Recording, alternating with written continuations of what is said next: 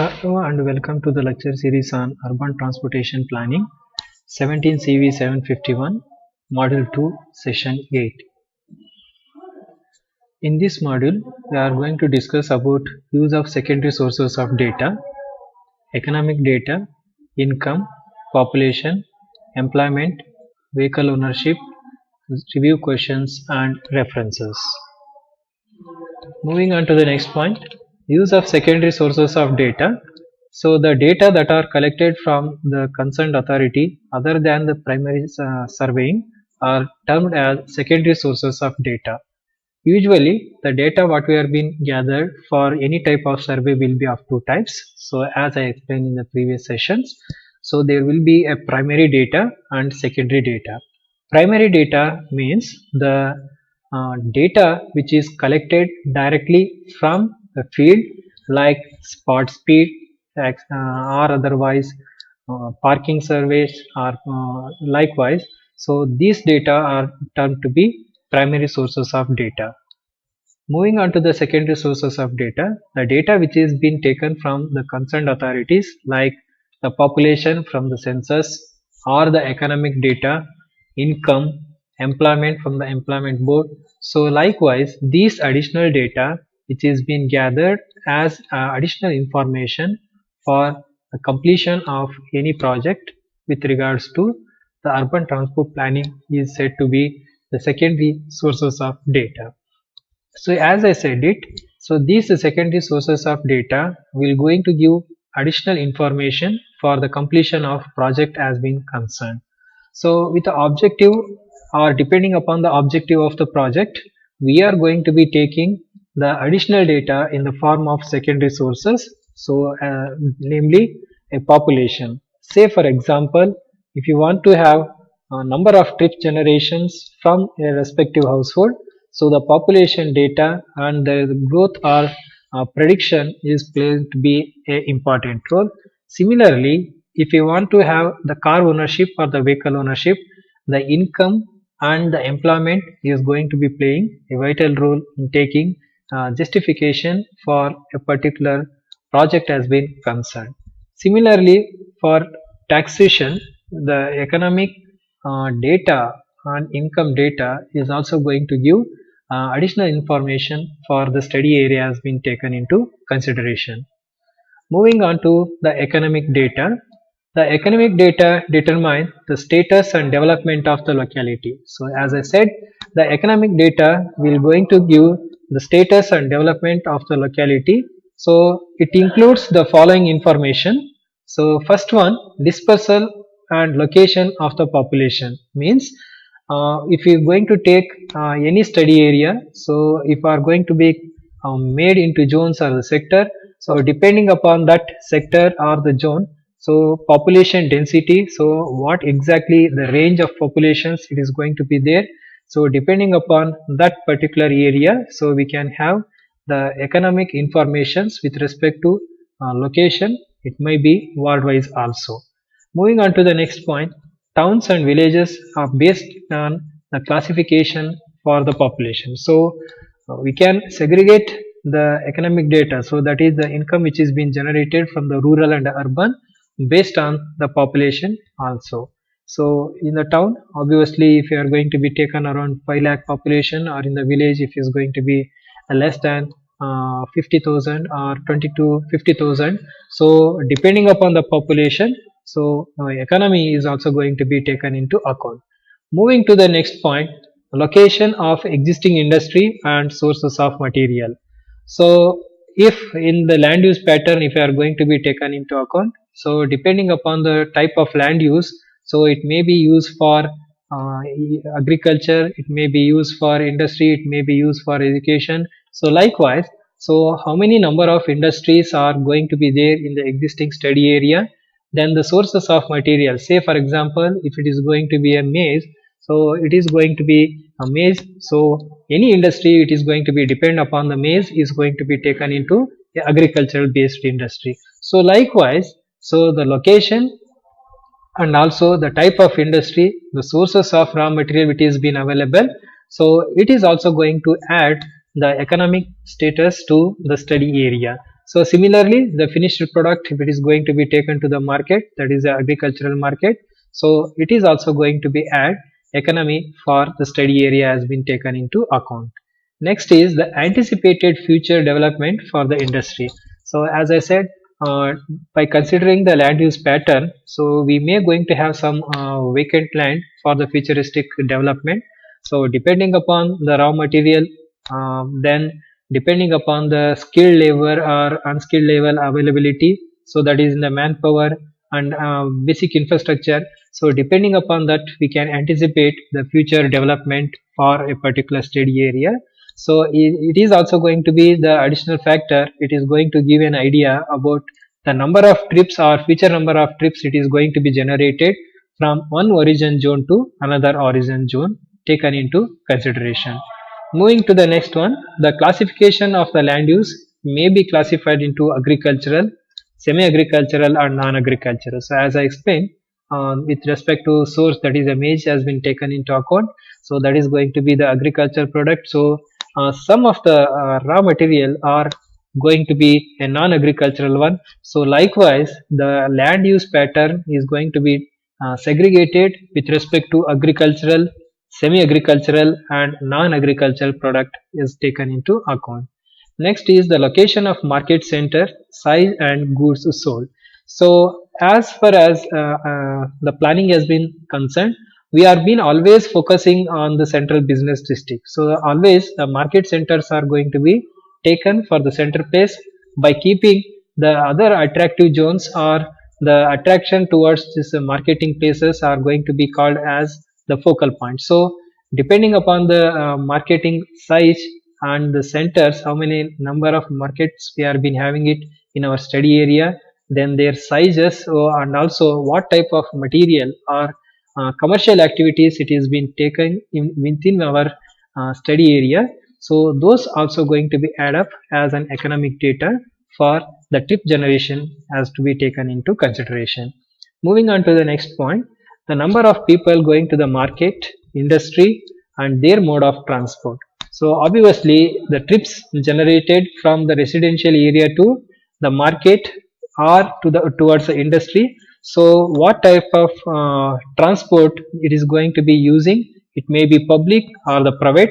So depending upon economic data, we can give whether if they are having owning their own vehicle. Obviously the percentage composition or trends towards the use of public transport may going to be justified.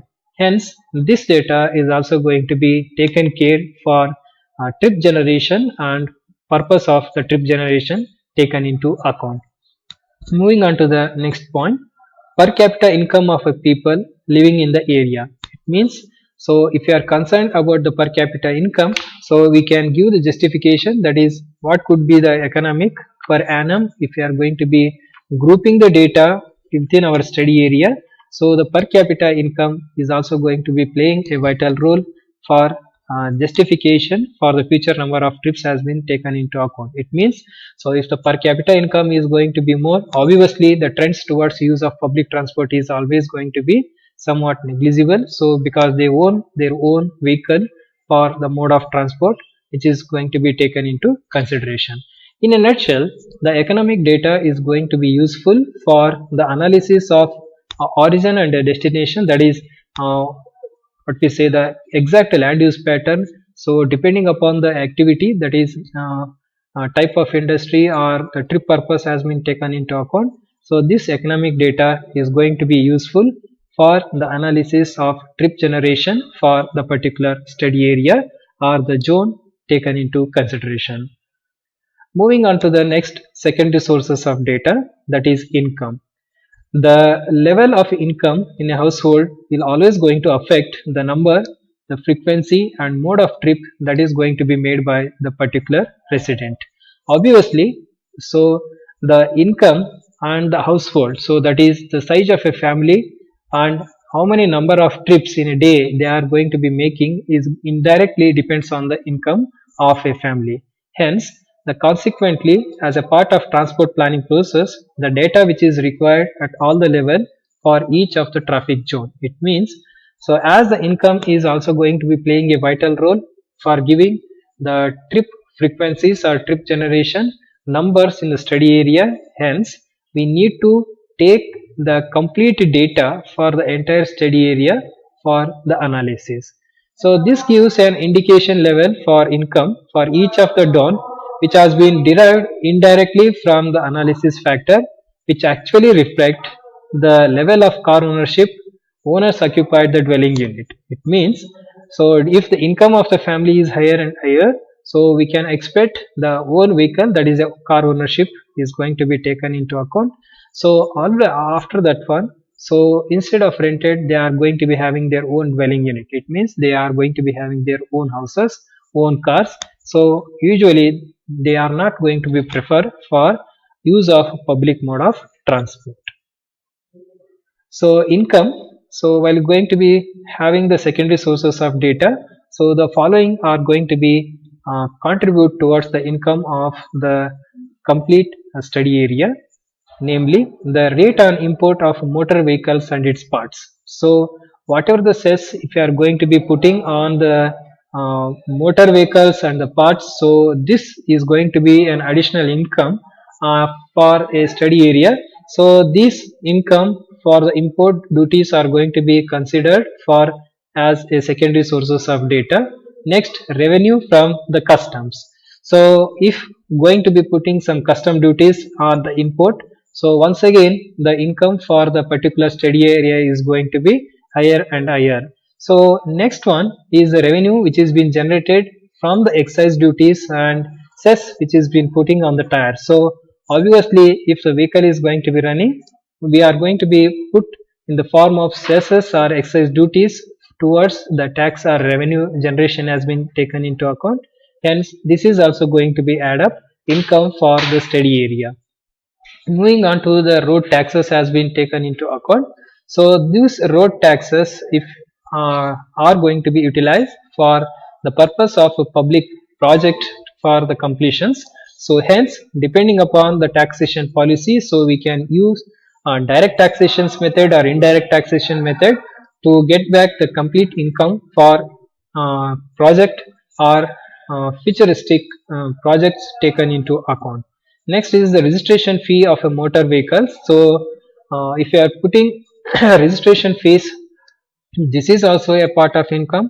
So we can expect the revenue from the tax or the registration fees towards the motor vehicle which is being taken into account. Next is the sales tax. It means how many number of vehicles it is being sold per every month. So depending upon that one, the once again we are being putting in the form of sales tax. Hence, so this tax are going to be taken into account for the additional sources of income. Moving on to any other taxes. So usually we are going to be getting in the corporate limit or in the metro status, that is a greenery taxes. So likewise, so any other educational cess if you are going to be putting it, so likewise, so we can put some taxes towards the betterment of, for the society with respect to the project which is being taken into account. So last one is the income which is generated from the property taxes. So whatever the tax which has been put for the property, so depending upon the rate and the city area, so these taxes will going to give additional income for the city for the complete development. So next, secondary sources of data is the population. So as the name itself indicates, the population is going to be playing a very crucial role for identification of trip generation, because uh, number of trips or whatever the pattern, travel pattern is going to be analyzed with respect to population only. Hence, the first one we are going to be taking into account land use pattern. So land use pattern is nothing but from the CBD or the study area, it is been made into respective sectors like education hub, or it may be recreational or industry, or what we say for any other open spaces, so or agricultural land. So likewise, so depending upon the land use pattern, we can give the justification with respect to tip generation has been concerned. Moving on to the next point, it is a travel pattern. So as I said, depending upon the land use, so the trip may be home based or non home based. Say for example, if few persons are residing over in the residential area if they want to go for an industry. So that is going to be the travel pattern with respect to origin to destination is going to be from residential to industry, that is going to be home based trip. So or otherwise from the industry if they go for the cinema, so that is going to be non home based trip. So likewise, so we can give the justification depending upon the land use pattern. So how many number of persons they are been using, or if they are the composition home based and non home based trip, and depending upon the family size. So this is also going to be a contributing factor for trip generation taken into account. Say for example, in the family if you are going to be concerned, four persons, say two elderly and two kids if you are going to be taken into account. So if they are both are employees, so usually we are going to be expecting a trip from a morning and evening also. So it may be trip pattern might be from home to employment or home to education. So likewise the family size is also going to be a contributing factor for the trip generation with respect to the population is going to be taken into account. Moving into the next parameter, that is income. So in a family, if you are going to be take the size of the family, if the earning members are more, so depending upon the earning members, so we can expect the ownership of the cars or the individual mode of transport. So this is going to be a key parameter in deciding the percentage composition, travel pattern, and the load to be considered for the public transport has been taken into account. Lastly, the employment. So as we said, the population. So how much population are going to be employed in a particular study area. So if there is a big industry is going to be taken into account, so always the rate of employment is going to be on the higher side. So number of trips made towards the industry from different sectors or the part is going to be higher.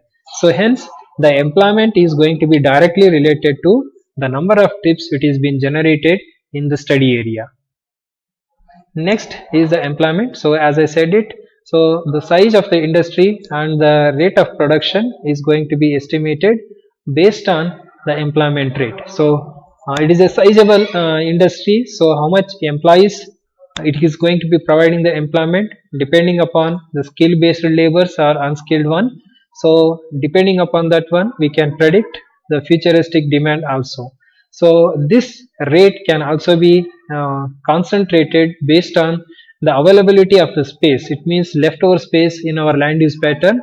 So potentiality towards the estimation for the future development for the study area is going to be taken into account. So it means that rate of employment and population is going in hands to hands for a trip generation as taken into account. Next is the vehicle ownership. The statistics are going to be helpful in deciding the modal choice in a network. It means, as I explained, so the population, their income and economy and employment is going to be having a clear indication of the vehicle ownership. So if the income of the family is higher, so they can have their own vehicle.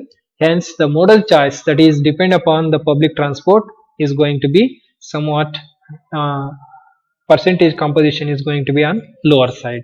Hence, the statistics are going to be involved with the following parameters.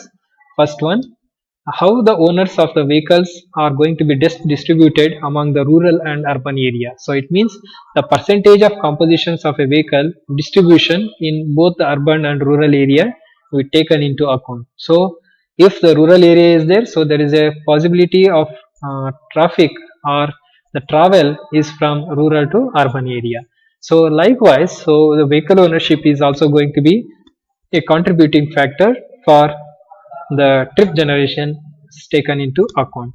Moving on to the next point, finding the age of the various automobiles and weight of commercial vehicles. It means, so age of automobiles means, so what is the age if they are been purchased, a number of years of a usage, and weight of commercial vehicles. So depending upon the transport company, so how much commercial vehicles is owning it for the operation from one origin to destination zones. Moving on to the next point, estimates of annual travel, trip lengths, purpose of trip and the road use. So if we are going to be taken as a transport company, so in a year, so how many number of trips they are been making, average trip length which is been made, and the purpose of trip. So likewise we are going to be estimating, so depending upon that one we can give the justification for the trip composition is taken into consideration. Next is the rate of fuel consumption for different types of vehicles used in the road network. So as usual, so we can have the fuels in the form of a petrols or a diesel. So obviously if the diesel consumption is more, we can say more number of commercial vehicles or public transport is going to be using it. So depending upon the cars also, so petrol vehicles, so we can say we can have the owned vehicle or might be of a taxi. So that information can be retrieved based on the fuel consumption in terms of kiloliters for every fuel station if you are going to be taken into account in the study area. Lastly, the transport mode used by the different types of employees. So they can use the public, private, or it may be of any modal choice if they are going to be using it.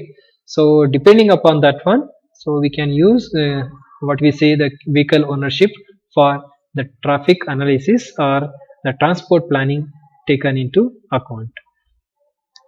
So in this session we have learnt the importance of secondary sources of data, types of secondary sources of data, and what exactly the factors which is going to be useful for the contributions towards urban transport planning has taken into account. For better understanding, we are going to take up some review questions. The first question: which among the following gives the data about taxation? Option A: population data. Option B: vehicle ownership. Option C: income. Option D: home interview technique. Obviously, the income, that is option C, will going to give the taxation and its policies in our study area. It means, so whatever the income it is being generated, so if you are putting in the form of tax or the revenue generation has been taken into account, hence income will always going to give the data about taxation in the study area. Moving on to the next question. The data related to per capita income is obtained from option A: economic data, option B: income data, option C: population data, option D: vehicle ownership. Correct answer is economic data. So per capita income details are going to be obtained from the economic data, hence option A is correct. Moving on to the next question. The numbers and size of industries in a study area is helpful in option A: population trend analysis, option B: employment opportunity, option C: income, option D: taxation. So we can say the number and size of industry in the study area is helpful in deciding the employment opportunity. So depending upon the size, so as I said it in the previous slides, so depending upon the industry, both skilled and unskilled laborers are going to be getting employed. So hence depending upon the size of the industry, so the employment opportunities can be get back or the sizes are going to be taken into account. Moving on to the next question. The idea about the modal choice is decided based on first A option, vehicle ownership, B taxation, option C income, option D employment. Correct answer is option A, vehicle ownership. So depending upon the vehicle ownership, the modal choice is going to be taken into account. Say for example, if the person is using their own two-wheeler or if they are owning the car, so this modal choice is decided based on their individual vehicle ownership is taken into account. Moving on to the next question. The types of employment are option A primary, option B manufacturing, option C service industry, option D all of the above. So correct answer is D, that is all of the above, because nature of employment can be catered with respect to might be a primary industry, or it may be manufacturing sector, or it may be a service oriented industry. So whatever the format, the type of employment is going to be served by all these three, hence the correct answer is going to be all of the above. So these are all answers for the review questions has been taken into consideration. So for reference, for these sessions we refer Kadiyali LR Traffic Engineering and Transportation Planning, Kannam Publisher, Pradeep Kumar Sarkar, Vinay Maitri, G.J. Joshi, Transportation Planning, Principles, Practices and Policies, PHI Publishers. Thank you.